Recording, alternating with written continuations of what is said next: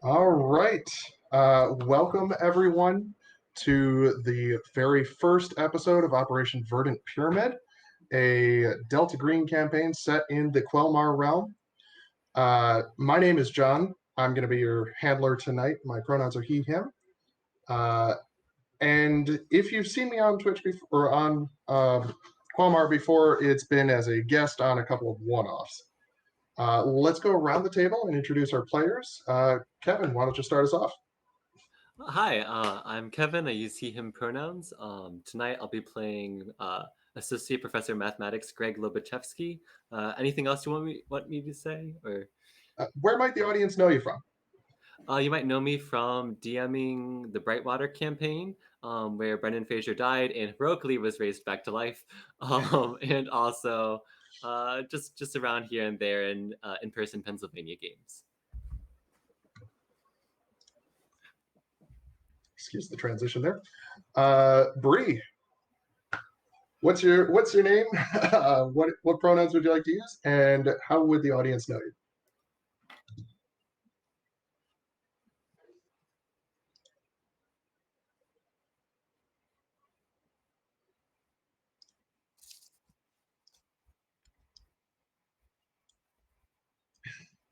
Fair enough.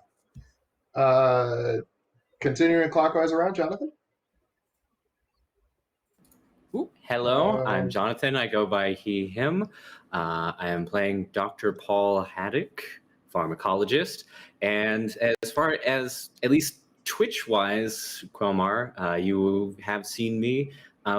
John mentioned said one-offs. I DM'd one of said one-offs that may or may not have involved some multiple Tarasques. And lots of fun and shenanigans.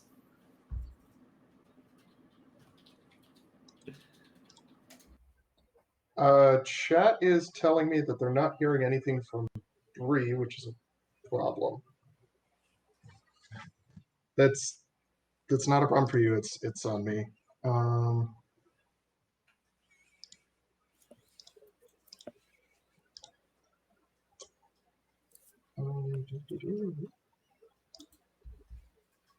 Have I just hit the maximum number of outputs or inputs? Let's get our last introduction out of the way. Sarah Lynn. Hello, I'm Sarah Lynn. I use she, her pronouns, and I will be playing Agent Skylar Dupree, an analyst. And you might know me. This is my first stream, but I've done some one-offs in the Quelmar Discord. All right, thank you for that. And I think I might have identified what the issue is. Bree, would you mind introducing yourself one more time? Hi, I'm Bree. I use she, her. I am playing Natasha Carter, who is a CIA operative. And you probably wouldn't know me from much. I do like stuff with John occasionally, but this is my first stream. Yay. All right. And Chad, if you wouldn't mind just confirming real quick if you were able to hear Bree.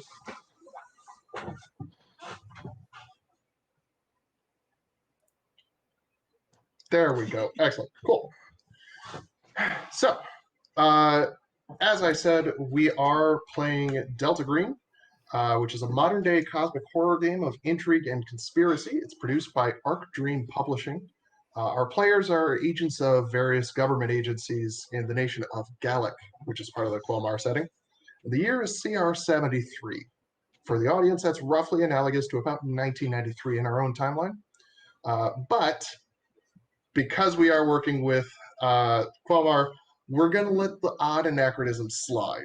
The internet doesn't exist, but if somebody makes a pop culture reference that doesn't necessarily happen in 1993, we're not going to care too much. Now, a couple of our players did introduce their characters very briefly, but let's just go around one more time for the audience and make sure that we all know who it is that we're working with. So, Kevin, why don't you tell us about your character? Sorry about that. I'll be playing tonight the role of Gregory Lobachevsky. So he's an associate professor of mathematics at Michigama Tech. So he's not tenured or anything, but he's working his way there, spending long nights looking at very, very, very long differential equations. So he's very sane. Of course, yeah. You have to be a math professor. Bree, take us away. Tell us about All Natasha. right. I'm playing Natasha. She is a CIA operative, and she may or may not be a mashup of two of my favorite Marvel characters. It's fine. But she is very much kind of put her head down and try and push through it. But she's seen a lot of shit.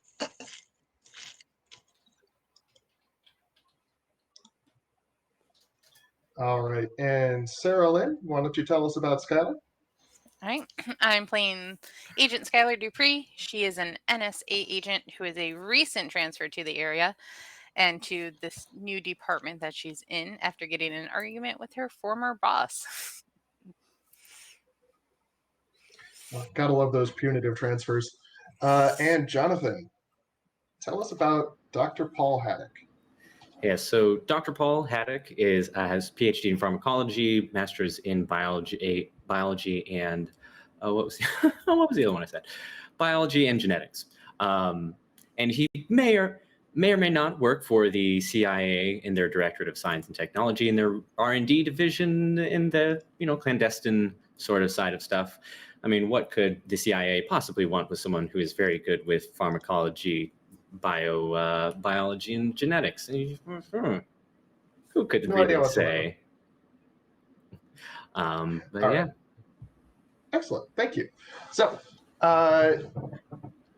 one aspect of Delta Green is it places a large emphasis on field scenes where we have the entire party all together, and we're seeing the teamwork in action. It also places a lot of emphasis on home scenes.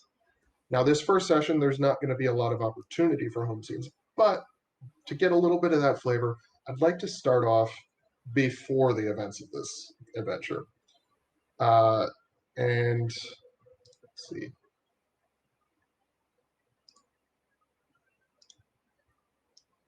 All right, so we're going to start off with Greg. And Greg, you find yourself in your office at Michigama Tech's in the Department of Mathematics late in the afternoon on a lovely early fall day. Leaves outside your window are just starting to show the first shades of orange and red. The air has just a hint of crispness, and the campus dress code has almost instantaneously shifted from t-shirts and shorts to flannel jackets, hooded sweatshirts, and jeans. It's almost astonishing. The leaves change, the uniform change, instant. Your office, however, is filled with plaster dust and the amiable sounds of a workman who is packing up as he finishes tearing down the last of the plaster from your predecessor, Dr. Chalmers, who for some reason had plastered all the corners in his room. And he's chatting away amiably, talking about getting home soon because his wife's making pasties for dinner, and it's, she makes the best pasties. She stews everything, then puts them in the filling. It's great. Out of the blue, though, the workman is interrupted as your desk phone rings. Now, you've been in this office maybe a week, and you've had a worker in there the entire time. So your desk phone hasn't had a whole lot of opportunity to ring. Usually, people have come by to see you in person. But your phone rings, and it's your dean on the other end. Now, this is a guy who he's got a reputation for being more of a politician than a professor. And to an extent, that's kind of deserved.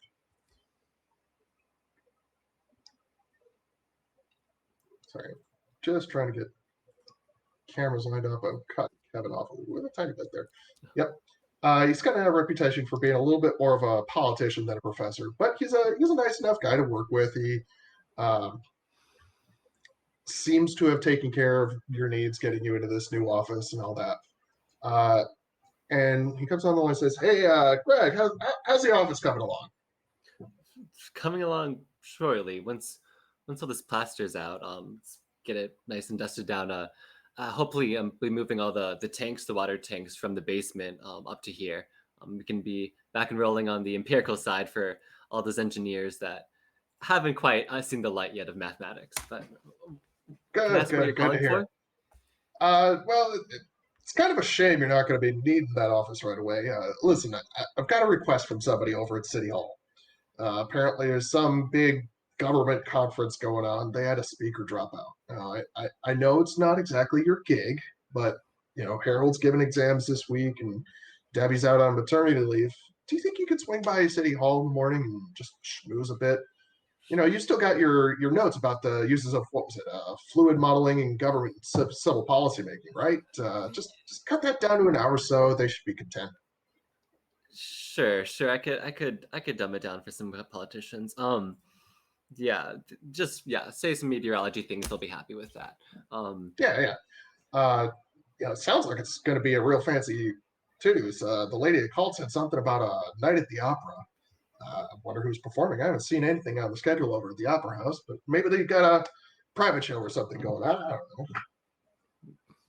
know. Maybe I'll bring a couple wine glasses just to see how they resonate in those acoustics. But hey, you know how those politicians love their visual aids. Yeah, they do. And they Well, just head over to City Hall, like I said, tomorrow morning, and they said to ask for a Ms. Handler. I don't know anybody over there by that name, but they said they'll give you that office. For a while, just for the conference and office. No. They said they'll show you where to go. Is what I mean. Okay. My bad. Thanks. I'll whip together a couple transparencies for that. Excellent. Now, and he goes on with department matter for a few more minutes, and then I gotta let you go, Greg. I got a meeting coming up, but good talking to you, and hopefully we'll catch up next week. Click.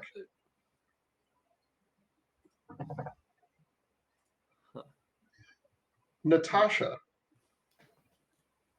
when you're not on a mission, you've got a fairly extensive workout regime, and you're close to the second hour of today's activities, and you hear over the sound of, I would imagine at this point it's probably a Walkman, over the sound of your music, you hear your beeper going off in your bag.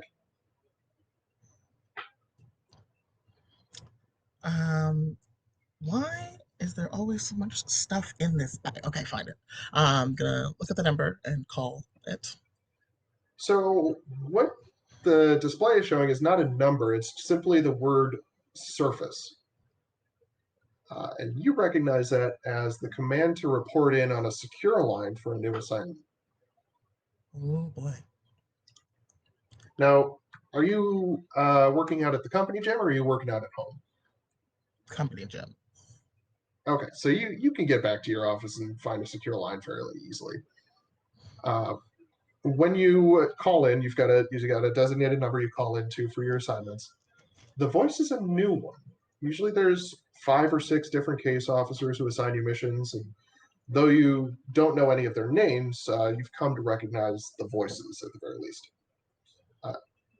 The one that you hear on the other end of the line is not any of those. Instead, it's a tight, focused woman's voice with an air of comfortable command. She says, "You have a new assignment. Classification top secret, secure compartmentalized information. Your code name for this assignment will be Spectre. Report to your handler for details at the Houghton County offices, room 026, at 0900 in 2 days' time. Bring a standard field kit for operations in hospital territory. Confirm message received." Message received. Excellent. Click. That's not suspicious at all. It's not exactly standard, but in certain high classification missions that you've been on, this is a protocol that you're at least kind of familiar with. You've seen it before, even if it's not standard. So, you've got 2 days to make it you look up where the heck Houghton is. You've got about 2 days, and it's probably going to take you a day of travel to get there. What are you doing in the meantime? First, I'm going to finish my workout because they rudely interrupted that, and take my dog for a walk, and probably see if they have any new gear before I leave. Okay. So they have updated your standard field kit that you're able to pull just a little bit. They've added a new holographic sight to your assault carbine, and they've released a new loadout of ammunition for your service pistol. These are things that they're very small incremental adjustments, but they're things that are nice to have out in the field. Unfortunately, the surveillance equipment is still like you could get it at Radio Shack sort of stuff. Paul, you're driving along the coastline toward Houghton. You've received a similar call to what Natasha just heard. And you're on your way to the city to make that appointment. And the sun is setting over the lake, and the shadows of the few shoreward trees are casting very dark, deep shadows across the road. Up ahead, you see the single cherry gumball light that you know indicates a state police trooper. And as you come closer, you can see that the patrol car is pulled up beside. It looks like a injured woman. Now, you're a doctor. Will you be pulling up alongside or offering assistance, or no? So you said this woman is injured, and there's a police car nearby there as well? Yep, state police trooper, and that's it. Yeah, I'll slow down, kind of roll down my window and ask, seems like there's maybe a bit of a problem here, a bit of a pickle. Need any help? Is this woman okay? Yeah, sir, this is an accident scene. I'm going to need you to step back, all right? Oh, sorry. The trooper, as he says this into your car window, he's you smell the stale scent of several layers of beer. He's maybe 45, dirty blonde, and the bright red veins in his nose tell you that beer is probably not his only companion on these long nights. But he seems like he's just following procedure, and you would recognize that, like, if you said you were a doctor, he'd probably let you in. Yeah, I only ask, sir. I mean, I can stay in my car if need be, but I only mentioned because I am a doctor, just in case she needed more immediate medical attention. Yes, sorry. Yeah, come on over. Oh, all right then. And the woman is bruised and bloody. You can see it. You can see very clearly that she was hit by some sort of a truck with a very high bumper. And she's conscious, but she's not speaking, and she's not like responding to any sort of visual stimuli. She's not looking at you. She's just staring off into the distance. Okay. I pull out a pin light and see if her pupils dilate. They respond normally. Okay. I kind of before I address her anymore, I kind of quietly ask the cop, "Okay, whoa, let's turn the volume down a little bit." I kind of quietly asked the police officer, "She said it's some sort of accident. Did you see what happened?" It's a damnedest thing. Usually there's a hit and run, something like this. Some drunk hunter reacting too late. They hit a deer, or if we're really unlucky, they hit a person. But I just saw this woman by the side of the road and saw the tire marks over there. But look, take a look at these tire tracks. You see how they don't swerve, and They're darker back there than they are up here. Whoever hit Sure. this woman was accelerating, and it's almost like they was trying to hit her. Like, shit, I don't know how I'm gonna report this. Yeah, I mean, if this woman does have some sort of, it, regardless, I think she is going to need some extra attention. I can do for her what I can right here, but I think you should, if she's got some sort of attacker, aggressor, you're going to need some. I would expect that you would need some sort of backup, but at the very least, we do need some medical backup. I can kind of help her in the meantime, but I know I'm not a walking hospital, so I turn back to, or sorry. That's much appreciated. We got the ambulance on the way already. I called it in the excellent. dispatch a few minutes ago. Excellent. I'll see what I can do in the meantime. So I'll lean back down to the woman in a gentle voice and say, "Hello there, ma'am. Are you all right there? Anything hurting? Scale of 1 to 10. If you've got any pain."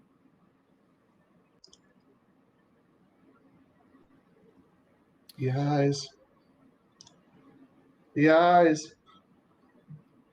And she doesn't say anything else.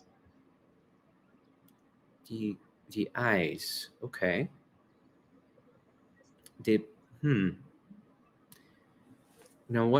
What sort of eyes would they be? Did you see who hit you then? She's back to not responding. She's not looking at you. She's just staring down the road. Okay. I'll dash off a quick note. Catatonia, potential likely shock, potential immediate onset traumatic disorder. Quote, the eyes, only verbal response.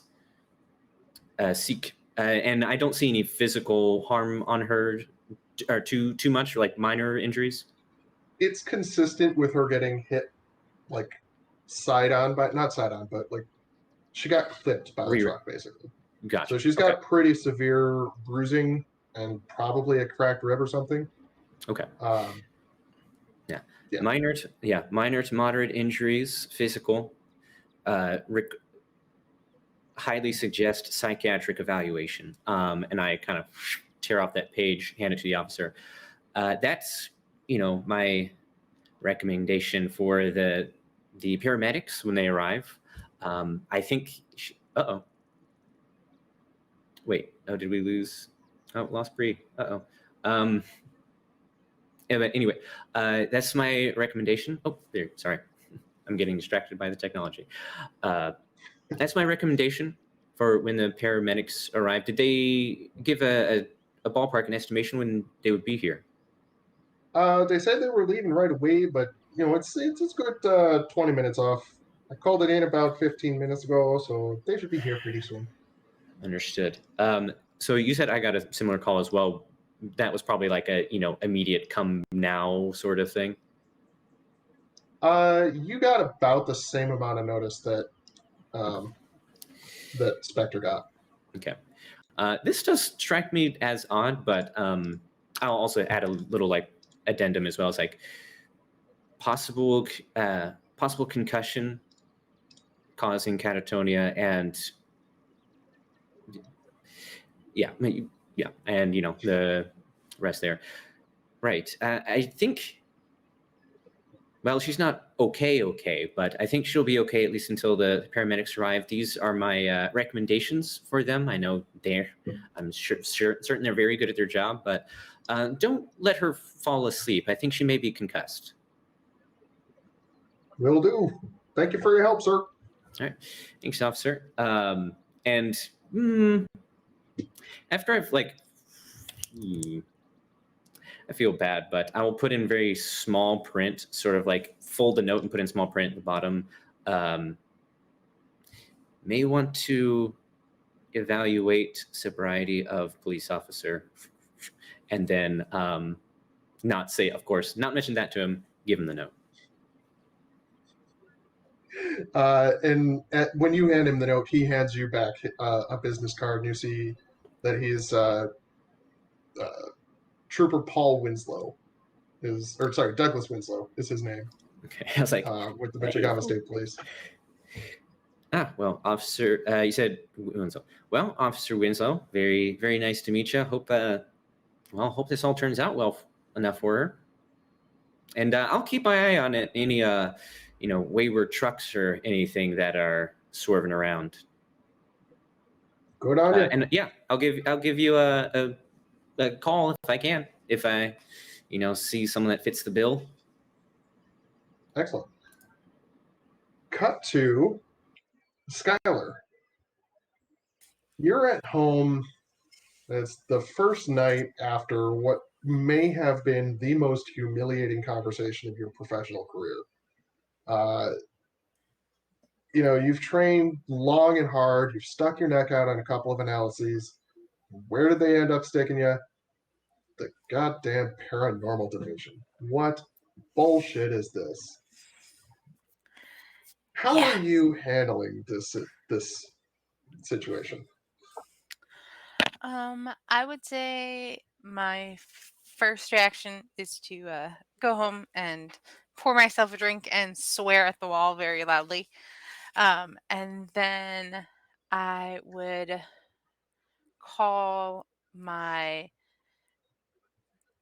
first call my therapist Leonardo's office and schedule an appointment because I'm very angry.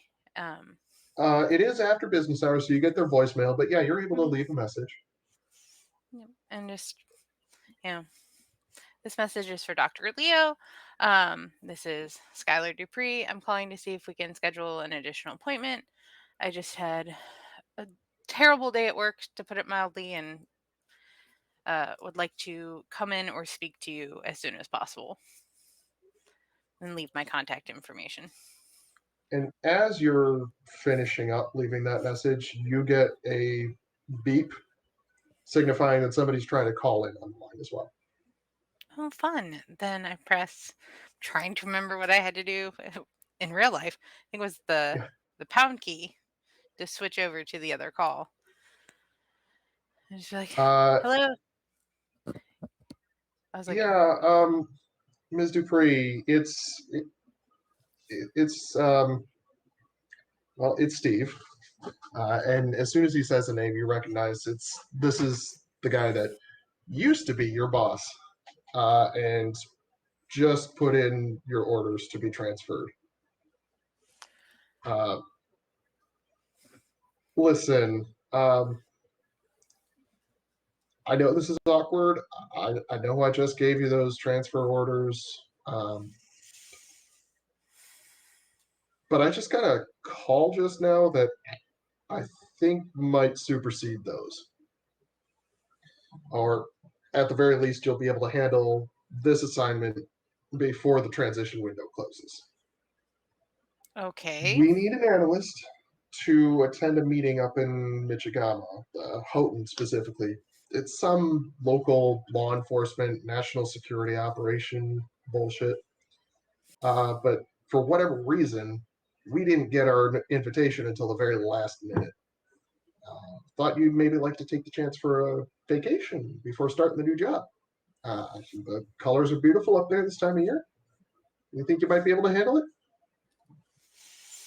Is this an order or a request?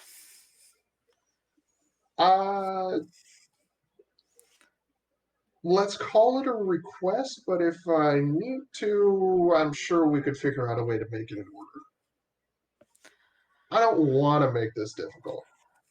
You understand? Uh-huh.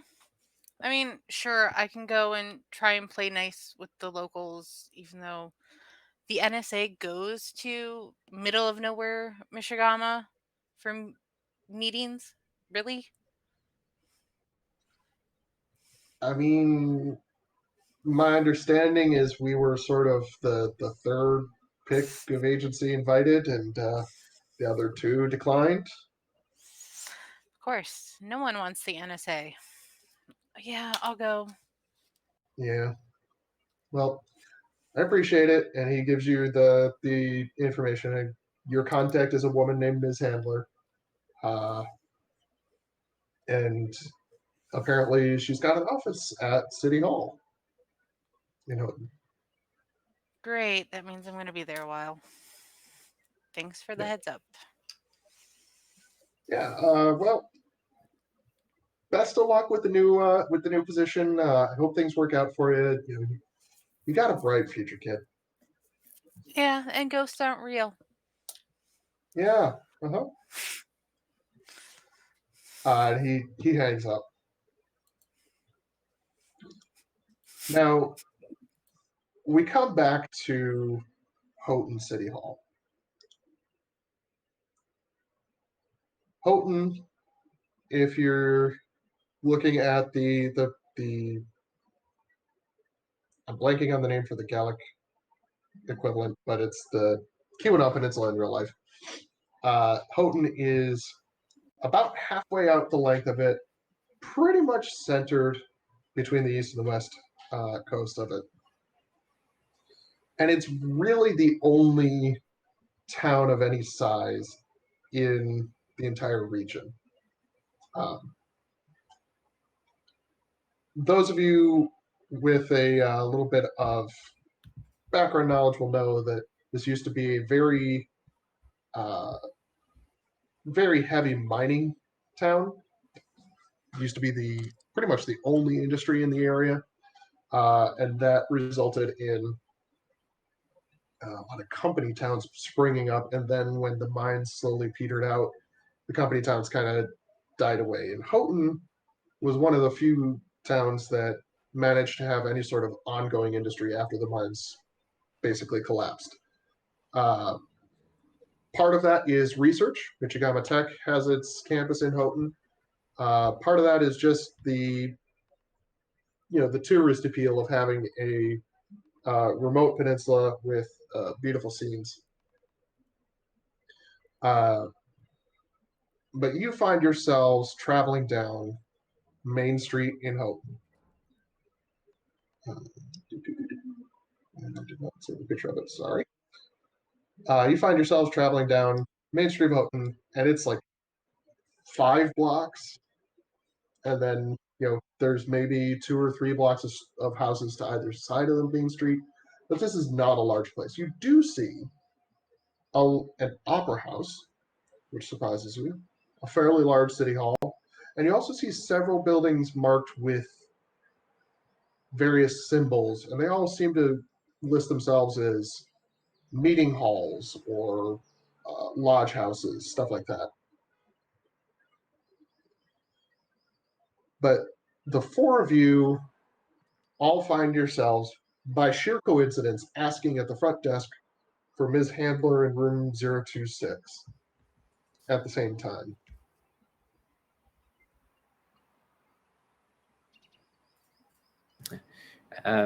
Busy meeting schedule, I guess.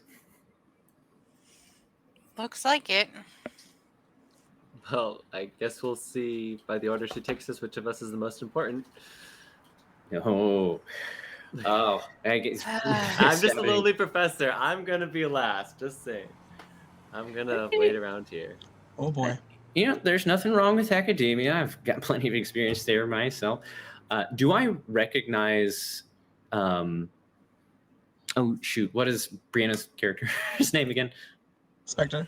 Natasha? Or Natasha. Natasha. Yeah. Do I recognize Spectre here?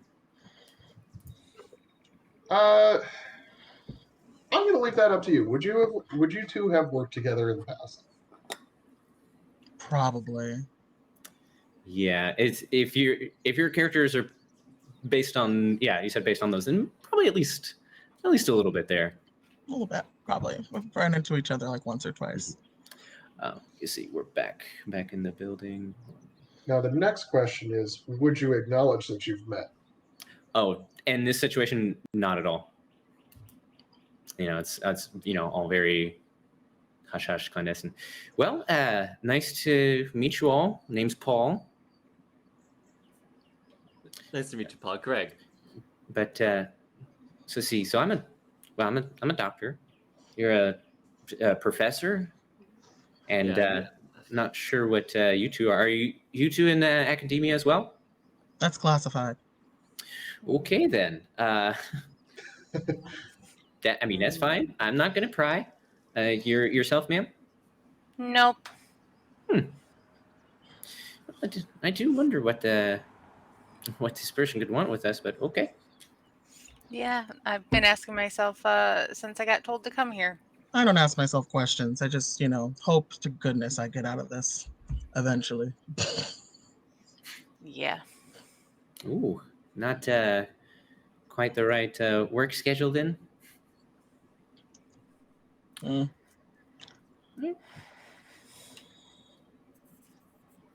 At that point, the desk secretary comes out and finally says, "Oh, yes, room 026. You take that stairway down to the basement. Follow the hall. It's going to be the third door on the left." Okay. Thank you.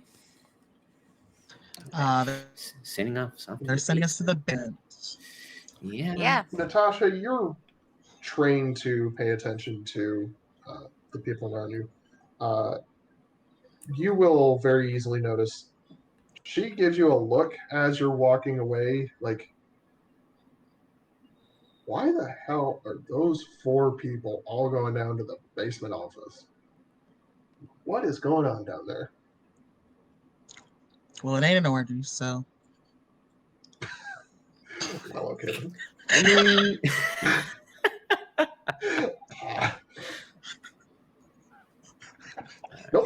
Nope, not touching that. Sorry, I couldn't help it. So as you're walking down the hall toward this basement office, you hear through the closed door an increasingly frustrated woman's voice. Natasha and Paul, you both received a phone call from this woman directly, so you recognize the voice as well. And she's saying, "I understand they haven't been able to find him for 6 years, but I told you then, I'm telling you now, if they manage to get their hands on both twins, we are not prepared for what Project 23 is going to unleash." There's a pause as someone on the other end of the line responds. Then, at a considerably higher volume, "No, damn it, we are not going to kidnap children. The point of your detail was to maintain surveillance and let him grow up undisturbed. You're still in the shit for how close they got at the carnival 6 years ago." And it's at that moment that you round the corner and you knock on the door. And you hear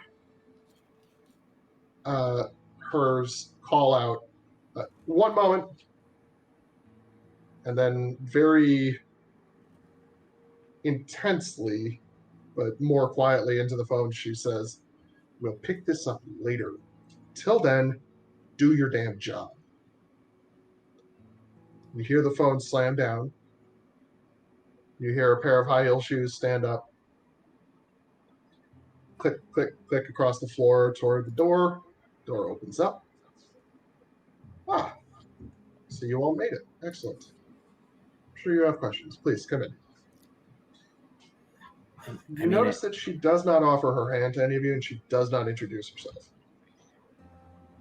I kind of mutter, well, I didn't have any questions about child kidnapping before, but I trust that you'll do your best to forget that you heard that. heard what? Excellent. So what is Now, the mission? What's the reason before why we we're get all to that- here? Before we get to that, I'm sure some of you are less familiar with the mission structure of organizations than others. And what I'm about to read you in on is both highly classified and in no way official. Simply put, if the organization I'm about to explain existed on any budget line or in any organizational chart, someone would have to explain why it needs to exist. And that is simply unacceptable.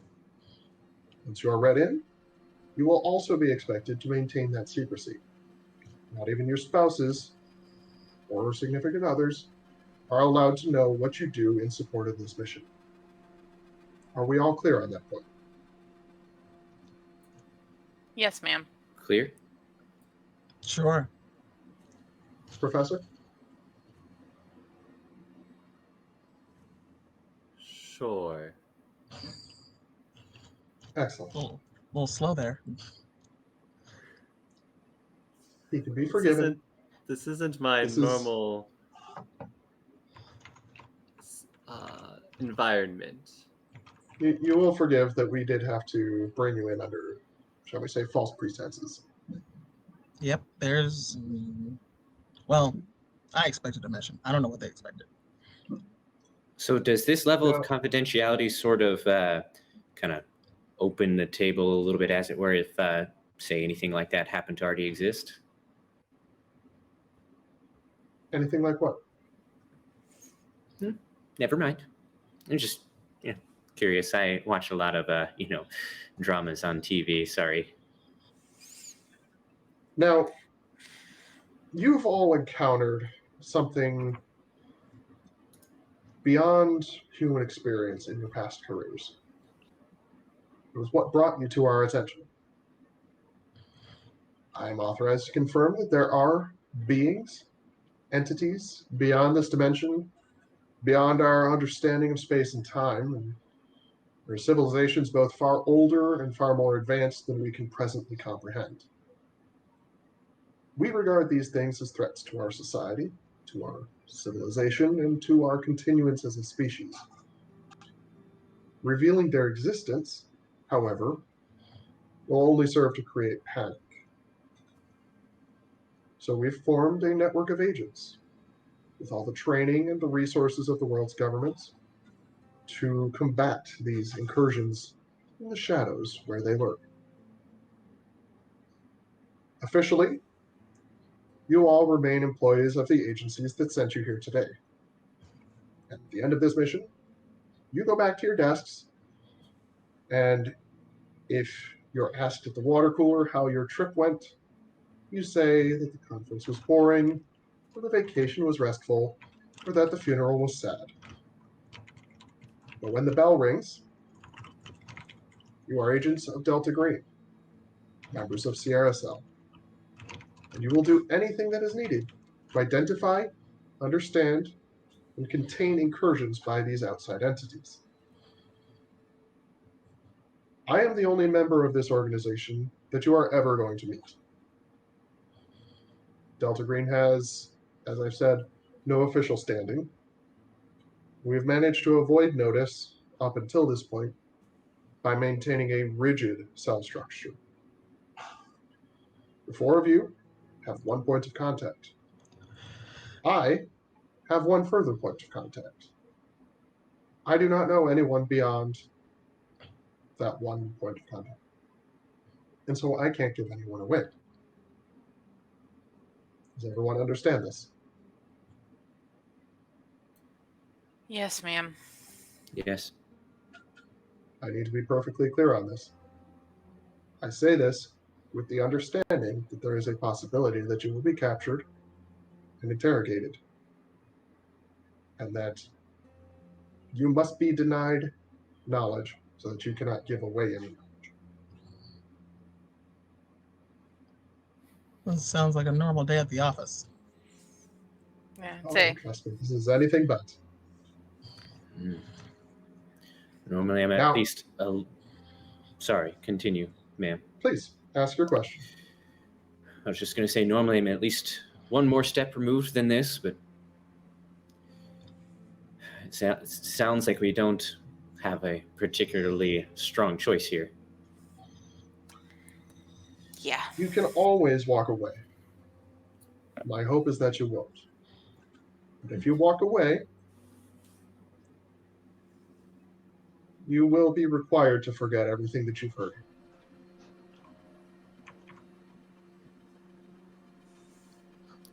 Now, I've Right. dragged you all here to Houghton, which admittedly is the ass end of civilization, because a park ranger named Charles Amherst sent a very specific message 2 days ago. He had been one of our agents. His codename was Trimaran. And he was doing us a favor in his well-deserved retirement by keeping watch on the sites of a few previous missions for flare-ups. That happens occasionally. We close a breach as best we can, but sometimes it reopens. Sometimes we stop an invasion or detain a scouting party, but later the enemy tries to come through again. He was our eyes out here in the peninsula, making sure that it didn't happen here. We need you to do two things. First, we need you to debrief the Houghton County medical examiner. She's a woman named Lynette Carter. I need you to find out as much as you can about her investigation into Amherst's death. You need to find out what she knows, what she does not know. And then you need to herd that investigation into a safe direction. You can regard her as a friendly, in that she is likely to be useful to your investigation, but she's not to be read into Delta Green unless it becomes absolutely unavoidable. As far as she is concerned, you're another law enforcement agency that is looking into the matter. The second thing that I need you to do is I need you to go to Amherst Cabin, and I need you to secure any evidence relating to Amherst's time with Delta Green or anything relevant he may have discovered in his retirement. We need you to scrub that place clean before his next of kin come to the cottage and go through his belongings. We have the key here. She holds it out. I'll Who's take going the to key. it? I'll take it. Very good. No problem, Now, ma'am. does anyone have any questions about either of these tasks? Oh, I have a question about something you said. So, how are you hiding entire invasions and breaches without anyone knowing? Perhaps my choice of words created an incorrect impression. When I say invasion, I'm not talking necessarily about an army. I'm not talking necessarily about hundreds or thousands of people. I'm talking about tanks. There are creatures, beings that do not belong in our world. And anytime they enter that world, we consider that an invasion, an incursion. Fair enough.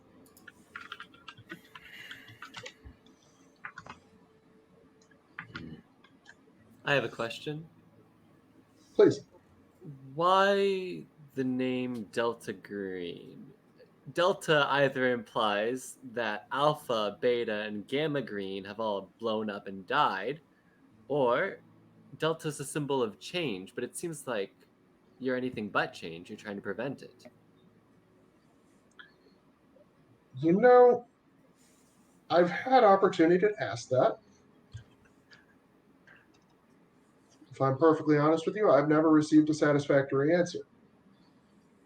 Those of you who've worked for the intelligence community before, you know that oftentimes these code words are randomly assigned. 4 years ago, when we invaded Panama, that got reported as Operation Just Cause. What it actually was, up until 6 hours before the invasion, was Operation Blue Spoon. These names are chosen because they're innocuous, because they're forgettable.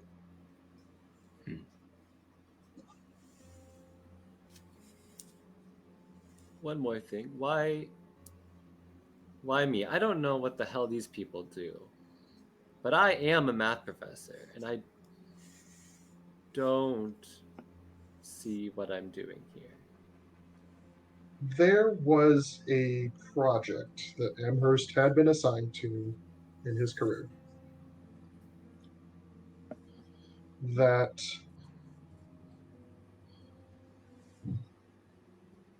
tangentially related to something that may be within your field of expertise. when you go to his cabin, make sure you read through his files on Project Sanguine. Sanguine? Yes. Was that a play on words tangentially? Because, math. Do you ask that in character? Yes. She smirks, but that's all you get out of her. Darn it. I'll say to the professor here, well, if it makes you feel any better, my best guess is this mishmash of, if not just totally innocuous, could be a mishmash of colloquialisms, Delta Green being new change. They may be old, but to change, well, this is at least pretty new to me.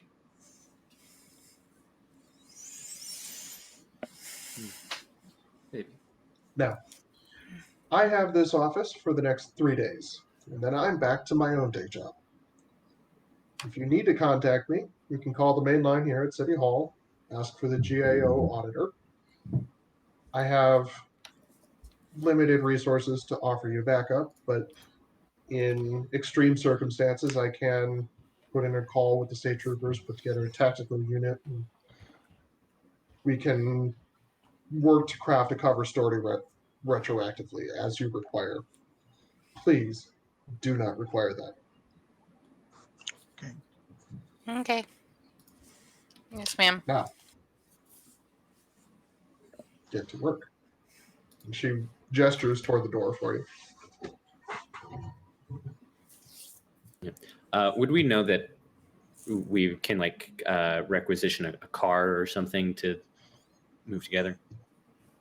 The car requisitions would have happened probably before this. I meant to ask, Paul, what did you drive up here in? That's a good question. I'd say an innocuous, but actually, pretty a vehicle able to handle itself. Something like I don't know. Let's say a higher end Civic, like a Honda Civic. And people don't bat an eye at a Honda Civic, but if you get the nice ones, they've got some get up and go. Just saying. Do you have a nice one? I have a Civic. Is it held together? It's mid range. It's a mid range one. It's I like it. But yeah, the point is to not draw too much attention. If I was out there in I don't know, a Ferrari, that would probably turn a few heads. Yes. Although I guess I am a doctor, I could afford it. A doctor would also have multiple cars, so you probably just true. Your least flashy one. Yeah. I guess. Yeah, the pharmacology. Yeah, we got just a nice little practical BMW. It's fine. BMW left the Mercedes at home. It wasn't that kind of day. Now, when you get back out to the street, you look up and down, and you quickly realize that your Civic does stand out just a little bit, in that it's not a pickup. This is that sort of rural. Right. Where? Well. Yeah. Anyone else? Perhaps you're driving SUVs are not quite a thing, but perhaps you've got a minivan or a conversion van that you might be driving. I would say I probably have a darker green Ford Ranger. Okay. Natasha, Greg? I probably came in on a motorcycle, so. Nice. Okay. Nope. I came in on a beat up blue Toyota with Rolling Stone bumper stickers on the back, but I don't like the Rolling Stones. They're from my ex-wife, and I haven't gotten around to peeling them off yet. I just want to say that having grown up in the Detroit area, listening to somebody say a Honda and a Toyota, that hurt. That caused me pain. I know. Thank you for the Ford Ranger. I forgot the setting for a moment that we're in the heart of. I know zero car words. The heart of Motor City here. Yeah. No. I mean, you're I far enough away from that area that those cars are not necessarily out of place. If I need a little bit more tow, I've got a, see a, we'll say 1992 Ford Bronco. not bad. Would it by any chance be white? It can be. Nope, it's not. Oh, I think that was a reference. Oh In your own time, go ahead and Google it.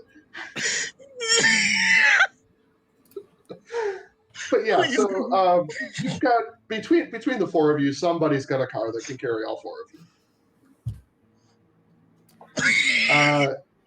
The question is, where are you going first? The cabin or the medical examiner's office? I'm going to the cabin. Cabin. We don't know when the family is going to be there, so the sooner we get that done. Yeah. The examiner offices would be my expertise, but it does seem that there's a greater degree of urgency for the cabin, especially if there's, sensitive materials about. All right, so you head to the cabin, which is probably a good hour of really backwoods driving. It's not even that far distance-wise, but just the very few roads that are there to travel mean that this takes you close to an hour to get out to the cabin. And it's a very sturdy, looks like a very neatly built one-story, probably 4 or 5 rooms, with large propane tank out back in the woods. You would imagine it's probably got a septic system, and you can see the pump for a well on the other side of the house. But as you walk up, the house is fairly well maintained. Doesn't look like it's been left to fall to ruin in any way. How much mail in the mailbox? Is there a mailbox? Is that reassuring? Were there mailboxes back in 1993? I don't. God. Yeah, As someone who there wasn't absolutely conceived, were. I can't answer that question for However, you. No, I was alive then. There were. however, out in this region, they don't use mailboxes necessarily. Most folks will have a PO box that they go into town to check. Good. Thanks. Can I check the perimeter for like traps, surveillance, anything that doesn't look like a normal part of the land? Yeah, let's go ahead and make that our very first roll of the night, folks. Oh no. What have I done? You,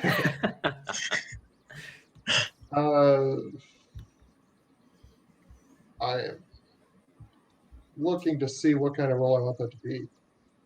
Let's make that an alertness roll. Alertness. All right. Now, for those of you who have not played Delta Green at home, Delta Green is a D100 system. Each skill or stat that players are going to roll against has a listed percentile value that they are trying to roll under for a success. If they roll over it, that is considered a failure. And doubles on the dice is considered a critical either way. So Bree has an alertness rating of 60, and she has rolled a 42, which means she has succeeded. So with your alertness roll, you wander you walk the perimeter of this place, and the very first thing that you notice is the sight lines from this cabin are very good. Like, the windows have open fields of view out to at least 200 feet, maybe more in some places. So you're reasonably confident that whoever lived inside would be able to see someone coming from any direction. The other thing that you notice is a small shed on the back of the house with some sort of, it might be paint leaking out under the door. There is a padlock on the door, though. I would like to shoot the lock. You'd like to shoot the lock. Yes. All right, fine. We can try the key first, but I thought that was for the house. Well, the key is for the house. But we could find probably like lock cutters or bolt cutters. No, I would like to shoot the lock. Okay, fine. You can shoot the lock. Oh, you're gonna. Yep. Oh, I'm like, and while you're doing that, I'm like prepping to like safely go in the house. Now, is anybody else walking around the house with Spectre as she's making this inspection? Or is everybody kind of like focused on the front door? I'm like getting like latex gloves and like booties and stuff on, so I don't leave any fingerprints or any trails when I go through the house. So Okay, I'm not with her. The full crime scene investigator outfit, yeah. Yeah. I think. I was going to just say I'm probably going to stick with the professor here because little perhaps like jumping right into the deep end might be a little bit overwhelmed. Yeah, a little academia connection. Yeah, I think I'm actually puppy dog following Natasha, because she looks like she knows what she's doing, so I'm just gonna follow her. Okay. If you're with Natasha, then I will stick with I'll stick with signal here. And as Natasha pulls out the gun, I might be like, "Is that discreet?" Who's gonna hear me, dear? Sure. Do you have any better ideas? Check the garage. Is there a garage? No, there's not a garage. All right, well, check the door frame, maybe. I don't know. Okay. Mm-hmm. Yeah, I would like to check around the door frame to see if there's like a hidden key on the top. Probably trying to not get the paint on my shoes, but I might get a little bit of it anyway. Oh, he's evidence now. Not there's nothing on around the doorframe of the shed. Okay. But it's not that much of a leap of logic for you that he might have a key inside the house. Fine. To be discreet, we will go look for this key. But if that doesn't work, I'm shooting the lock off. Absolutely. There is one other thing that you notice, Bree, with your investigation. You are walking, as you were first walking up, you realized that he'd laid a gravel driveway, and you realized that there was impressions for a vehicle and some sort of small trailer. Neither one is there. Interesting. Do I see any tracks or anything like that? Well, I guess it's gravel. I wouldn't really see anything but like imprints. But yeah, like you can see that there where he has habitually driven in and out the driveway. You can see those tracks, but you won't see any impressions like recently. Coming back to Skylar and Paul, up at the front door, how are we doing things? That's a good question. I think Skylar would try and one muttering under her breath constantly about how she's going to kill Steve after this is done. She's gonna try to per her training, like carefully open the door and then like kind of start crawling or investigating each of the rooms one by one for any of the sensitive information. All right. So as you open the door, go ahead and Skylar and Paul both roll me an alertness check. An alertness check? Okay. Yes. Oh, Please. boy.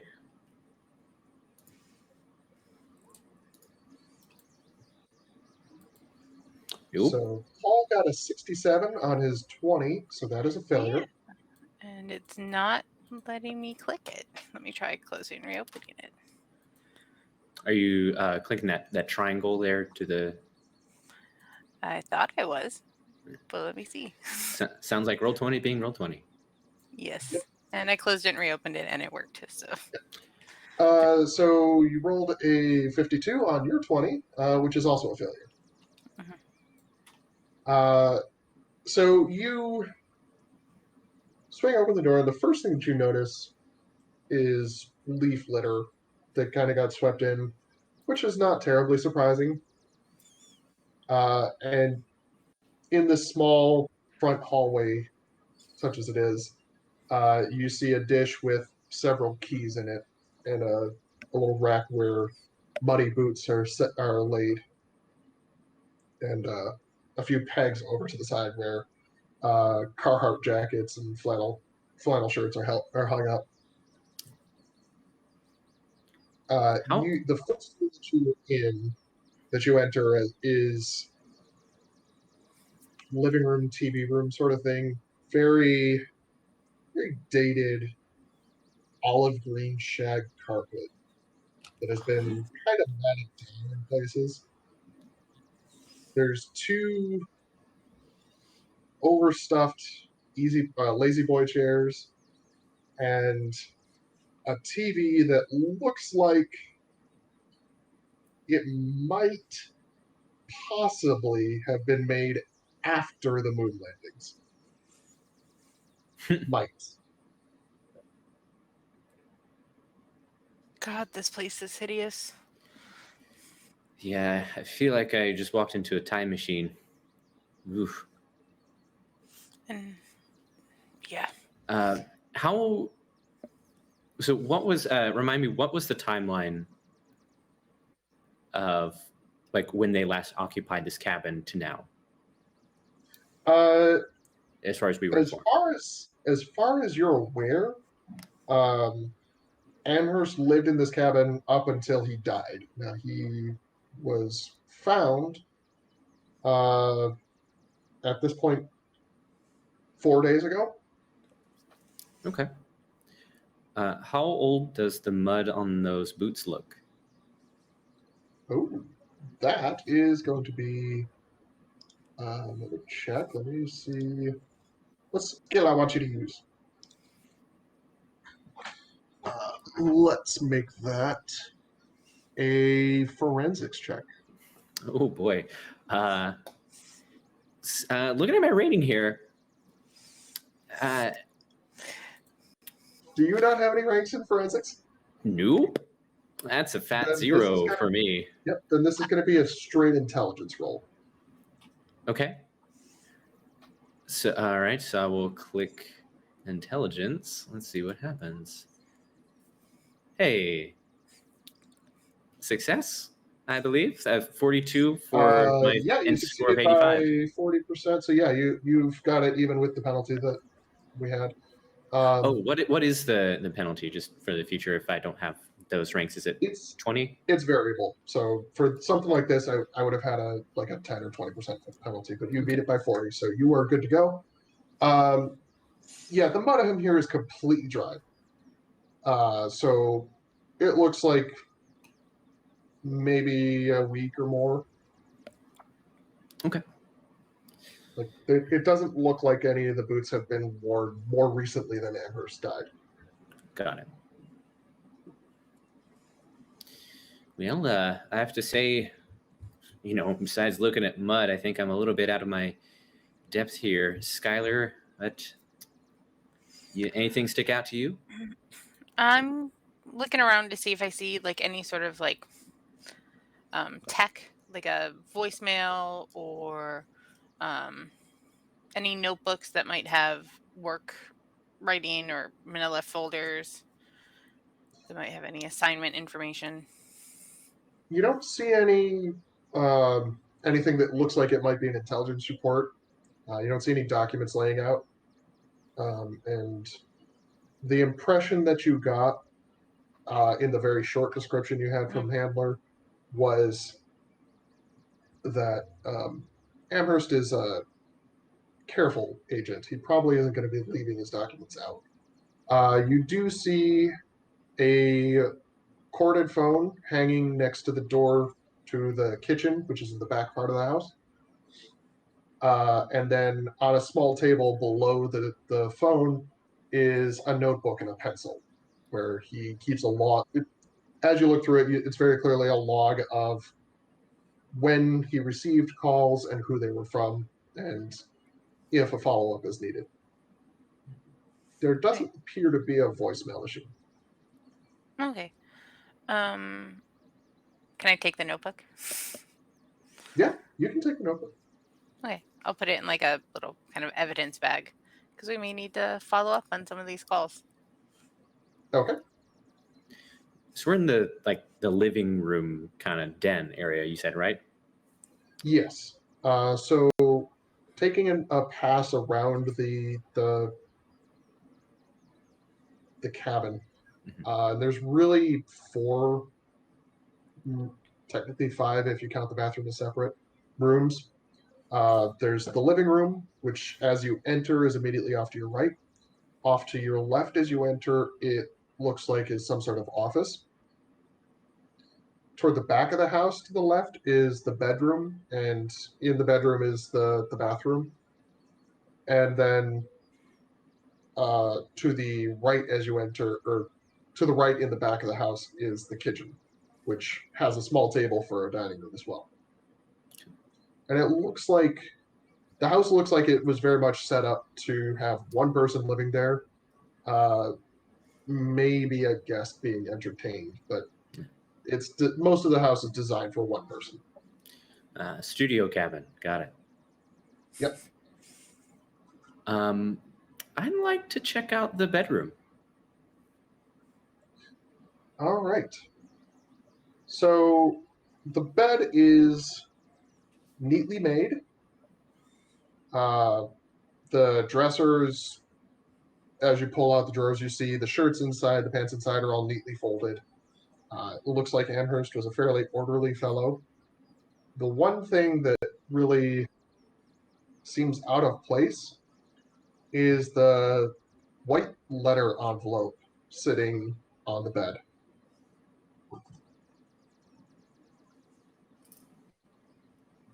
I'll like pull up my cuff and so I don't get fingerprints on it and like turn it over.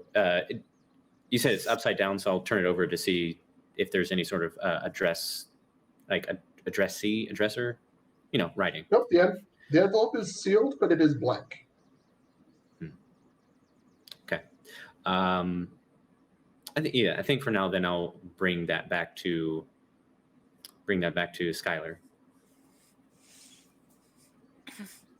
Okay.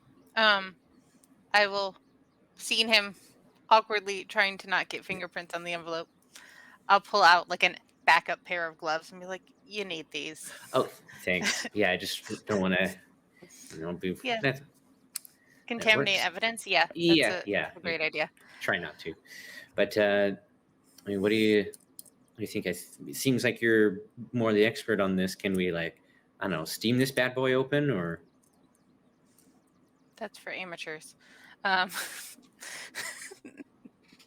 then and that's why I ask. Yeah. And I mean, to be fair, none of you are actually crime scene investigators, so you're all amateurs at this. Well, she's got gloves and seems to at least know better than I do about what's going on. I've read enough reports, Yeah, analyzed enough data. I know what not to do. You've read about the procedures, absolutely. So what I'll do is I'll take it and put it in another kind of evidence bag. And just be like, we'll take a look at this later. There's no name on it, so it's not like a family member is going to be looking for it. Actually, before you stick it in there, I think I would at least like to hold it up to, a light to see if I can see anything. Okay. So you hold it up to the light, and you can see that there are several sheets of paper, which there might be writing on, but there's enough folded sheets of paper in there that it kind of blocks out the light. You can't really see through to read the text. Gotcha. Yeah, I guess that would have been too easy. Into the evidence bag it goes. Okay, we should probably start searching the office. And maybe take some of these keys with us to see if they unlock anything. Oh, good idea. Cut to Greg and Natasha. Have you come around back inside, or are you still hanging out at the shed? What are you saying, Bree? At the insistence of finding a key, we are going back inside. Yeah, and we're gonna immediately spot the dish with keys in it as we enter the door. Fair enough. So boring. Could have already been inside, but okay. Sure enough, as you grab go through the dish of keys, there is a silver key with the master logo printed on it that matches the padlock out back. We're gonna grab some gloves from Skylar on the way. Why do we need gloves? You won't let me shoot things, so obviously we're not trying to leave a mess. Okay. And it's called protecting evidence. Yeah, have you never watched Magnum PI or anything like that? No? I kind of look at, have I left a trail of paint around or no? I want to call out for a moment here that everybody is hearing this conversation and jumping on Greg for not knowing to wear gloves instead of Natasha for wanting to shoot the lock. I'm just saying, at least it's rational. It's a rational line of sight. I'm not going to be the one to try to get on Natasha's bad side. There was a line of logic that led to it. Exactly. Also, I'm the one with the gun. I've read enough reports. I want to use it, damn it. I've read They're enough gonna reports want to be on my nice side. of agents who are very gun happy to know not to mess with them. Not gun happy. I'm efficient. There's a difference. Yes, but then you have to fill out paperwork on why you fired your gun in a non-lethal setting. I'm in the CIA. We don't do paperwork. Yeah. The less evidence, the confident. Better. Anyway. And you wonder why no one respects you. So you find the key for the shed, for the shack, the shed. Oh, one of those words is correct, I'm sure. Uh-huh. I'm pretty sure shed is kind of actually. Oh, now I have to find the key for the fish out back. And you open it up, and sure enough, there are 3 cans, like gallon paint cans, with no label on them, one of which has been knocked over and is leaking out the front door. The liquid it's the consistency of paint, but it's almost like they didn't put any pigment in it. It's a weirdly transparent, like yellowish color. Mm. Yeah. And you can see, like, toward the edges of the puddle where it started to dry, it is drying completely transparent there.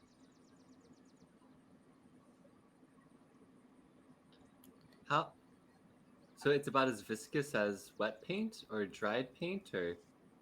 Yeah, it's the can that's been left open is starting to dry. Okay. The other 2 cans, if you pop them open, are it looks like paint that they forgot to put pigment into. Okay. Is there a label to them? Or, like, do they have colors on their label that they're just missing the color of? Shiny silver cans. Ooh. Does it have where it came from? Maybe like a stamp manufacturer? They have been putting out a new recycling initiative. So they got the nice little triangle arrow icon stamped into the bottom of the can. But aside from that and what looks like some sort of expiration date or something printed across the top of the can, you don't see any other markings. You do find a brush, large, like maybe 6-inch roller that looks like it's been used very recently with this paint. Does not look like it was cleaned particularly well. And you also find hanging in the back of the shed a bunch of climbing gear.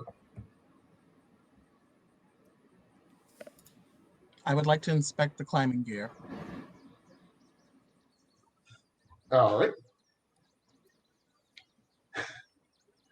So, what are you looking for with the climbing gear? What would you like to find out about it? How often it was used, kind of like wear and tear, like if I can tell what if it was used around here or like completely somewhere else. Any So, clues? it all looks very new. Damn it. The Darn. the pitons that you see still with the climbing gear do appear to have like a clay, like a red and a white clay, very distinct colors of clay on the pitons. But aside from like that and a small amount of dust, the ropes and everything, the harnesses, they all look like they're very new, like they were possibly bought and used once. I would like to look at the wall behind the climbing gear. It appears to be a shed wall. Does the fluid like smell like rubber cement or anything like that? Are we getting a noxious vibe from the scent? I mean, it doesn't smell good, but it smells like paint. Can I maybe try and collect a sample of it? You got a can full if you want it. Yeah, let's just take the one of the new cans, put the lid back on. Okay. I will Anything, gently collect it. anything else in here? I guess. Just the usual, like a couple of saws, a couple of hammers, a few rolls of wire for various purposes. It looks like, for the most part, this was where he kept his tools. The paint and the climbing gear are the only two things that really stand out to you. Is it a like wooden floors? Like, did someone pour cement and then put a shed here, or is it just dirt? The shed is on a concrete pad. Inside the house, it does look like finished wood floors, except for the unfortunate shag carpet up in the living room or the bedroom. Okay, Hold on. so like Sorry. if you shuffle around things, you're not going to find like a trap door into like a bunker or something. No, you don't find you don't find something that stereotypical. Okay. Okay, but on the same vein, dimensionally, does it match the outside of the shed? Because that's what I was looking for earlier, was the secret door. It is not the TARDIS. It is not bigger on the inside. It could be the House of Blue. It's true. Yeah. In the words of Iron Man, please be a secret door. Please be a secret door. Yeah. No, unfortunately, you do not find a secret door. Yay. Cut back to Paul and Skylar back in the office. And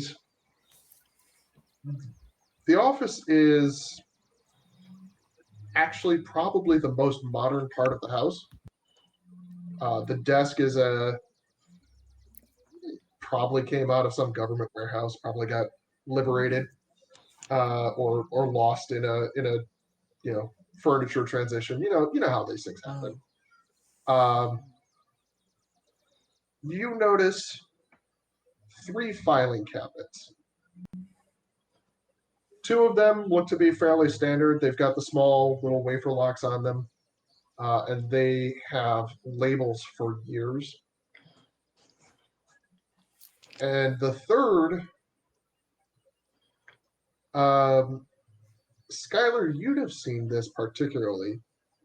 The third is a very high-end intelligence safe with a thermite charge strapped to the top of it. Okay. So I point to that one and look at Paul and go, Paul, don't touch it. And then You got it. What is it? don't worry about it. Just don't touch it. Yeah, and you would recognize it as the sort of safe that like embassies use.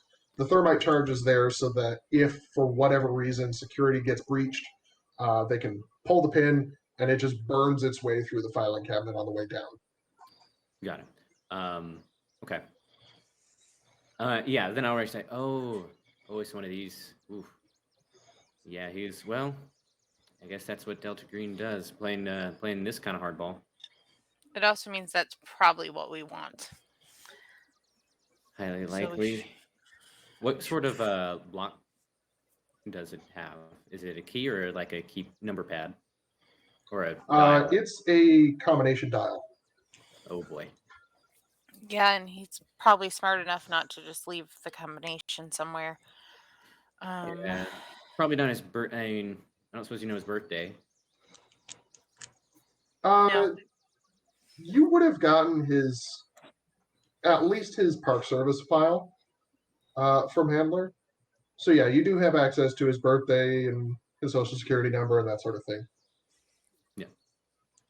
But I mean, as you said, he'd probably be a little bit more careful than to put in his birthday. Yeah, it would probably be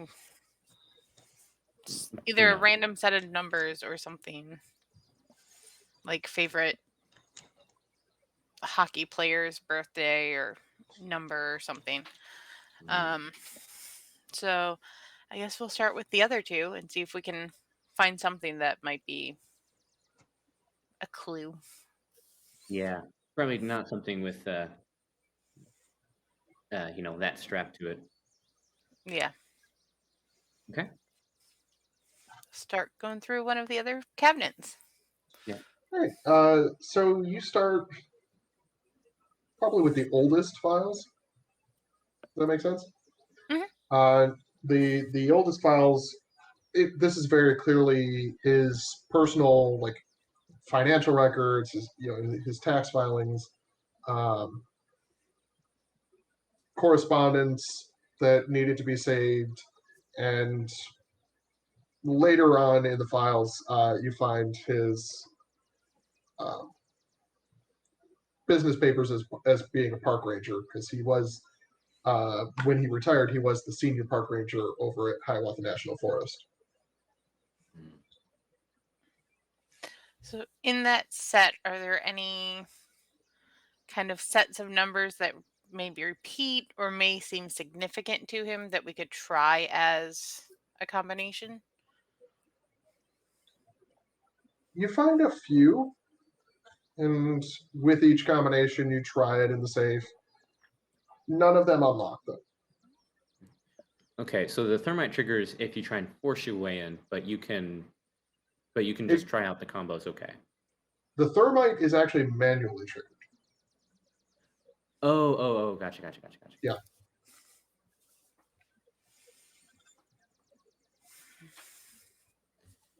Well, I mean, might as well give it a shot. I'll try his birthday. Why not? Unfortunately, that doesn't produce any results either. Yeah. Not as much, but if it had been and we hadn't tried it, we would have kicked ourselves.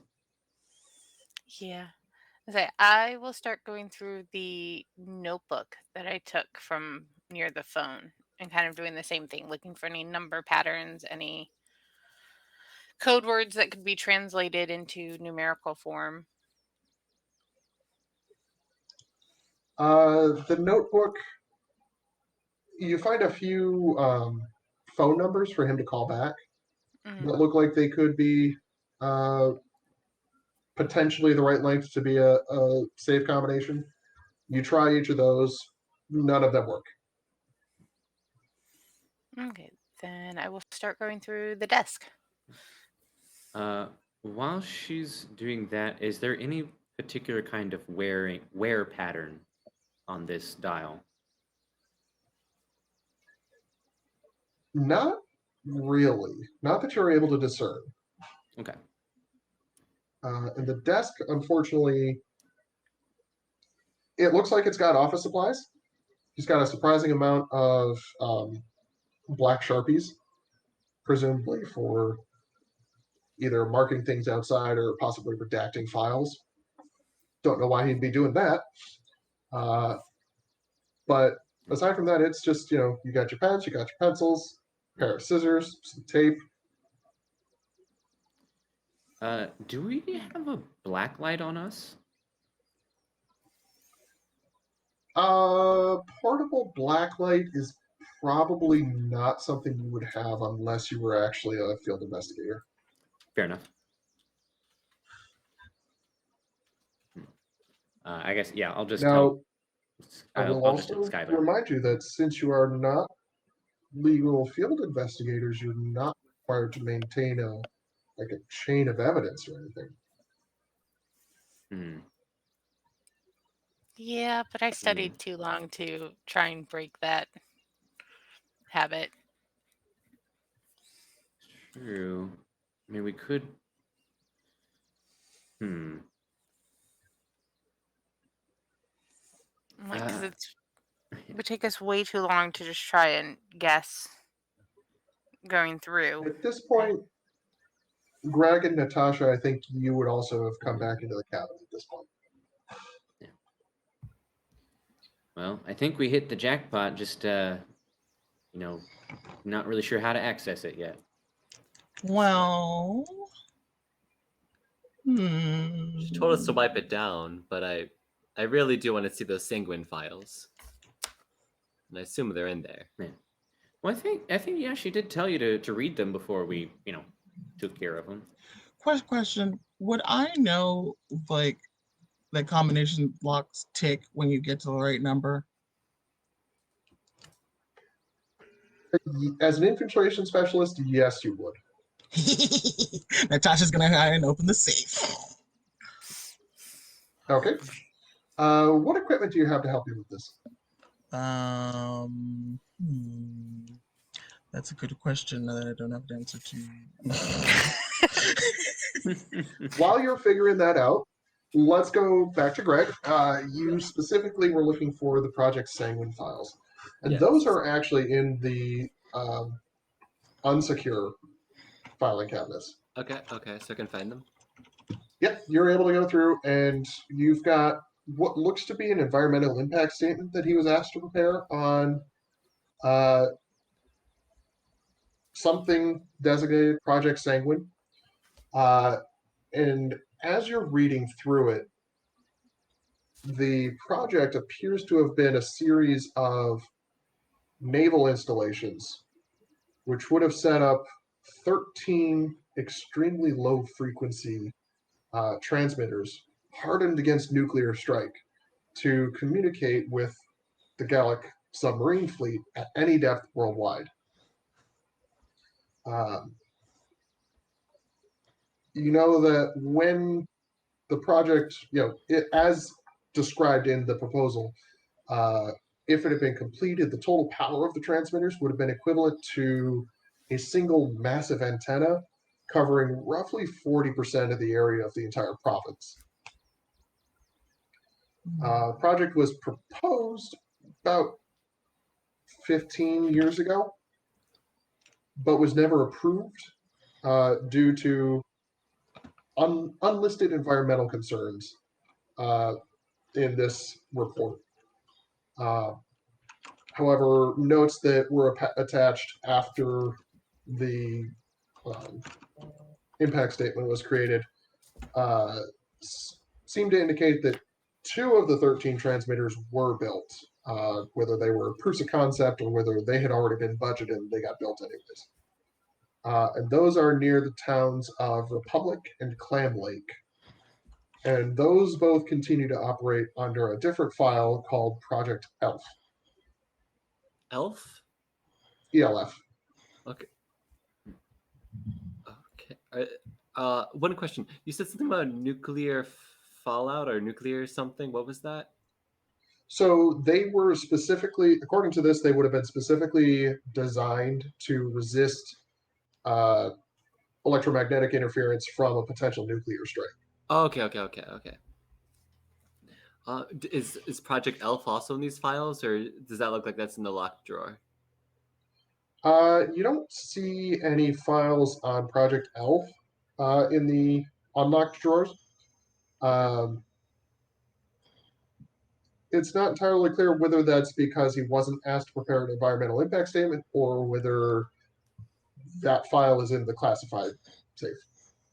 I'm gonna pull particularly Skylar over because I think you mentioned something about knowing signals and stuff better than I do, and I don't know if you have any read on this, but might have gone wrong. Whether it be making contact with something they didn't want to, or whether they woke up something in the bottom of the ocean, or you might be able to parse this a bit better than I could.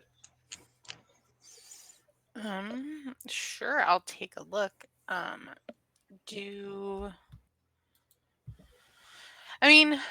They could potentially have broken, we've only explored so much of the ocean, so there could be something down there that we haven't seen yet that maybe. Nessie. That's in Scotland and not real, but okay. But yeah, something large. I mean, I don't think they ever found Monstro. So speaking of things that are not real, I'm trying to figure out what this is, and like I show them the clear paint. There's always stories about protective wards, right? Like vampires not crossing running water and things like that. What if? Sorry, people have all these sorts of quirks about trying to protect themselves from things. My office was a wreck because of it. What if this was like some sort of ward, or like some sort of like clear coating to his house? Like, is there like anything on the outside? And what happens if like there was a crack or something and it got through? Like, could we see the house? Like, yeah. I mean, most likely it's a prototype for. There's a company in Ohio that I heard of that was trying to make this super strong glue. I think it's supposed to be out next year. I'm not sure. Read the report a while ago. Nothing good comes out of Ohio. I know. But it's supposed to be this strong, clear glue, and this could just be a bunch of that. Well, they're just now figuring that one out, So, can I take a closer look at this clear, this compound? See if I recognize any, center site, any sort of any of its chemical properties. Without a full lab analysis, to your senses, this is indistinguishable from just paint. Gotcha. Looking at the stuff that you gave me, it's not diagnostics. It says access to reference library, at least as far as toxicology. That might be somewhat of an inroad. What form does that access take? Sorry, what form to what access? In the gear that you said gave me, you said access to a reference library with topics including pharmaceuticals, toxicology, field diagnosis, and several things. Is that like, I don't know, kind of like a binder that I take with me when I travel, or? I would imagine that you've got that binder, a couple of field manuals that have been put together for your reference, as well as you've got a reference library back at headquarters that you're able to call back and Back at headquarters. Okay. they can look up things and either fax them to you or read them out to you over the phone if necessary. Right. So I can't exactly do like a mass spectrometer on it at this second, but I don't like, there's no sense of familiarity or any bells ringing when I look at this stuff or when I inspect it.